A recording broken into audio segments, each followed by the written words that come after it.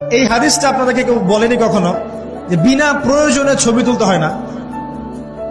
কিয়ামতের মাঠে সবচেয়ে বেশি শাস্তি যাদেরকে দেয়া হবে তারা হচ্ছে এক শ্রেণীর মুসাউয়ির, যারা তাসবির আঁকতো, ছবি আঁকতো বিনা প্রয়োজনে, অপ্রয়োজনীয় এবং আল্লাহ পাকের সৃষ্টির মতো সৃষ্টি করত।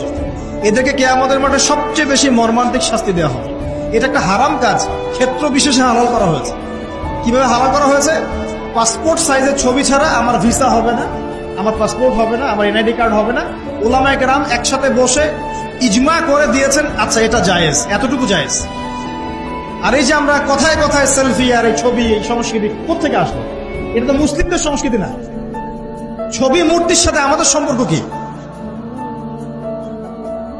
পিতার ছবিটা সুন্দর করে ঘরের মধ্যে লটকায় রাখছেন মালা দিয়ে, একদম কি বুঝাতে যাচ্ছেন আপনি? আপনি নেককার সন্তান, অথচ পিতার জন্য কোনো দোয়া নাই আপনার মনে।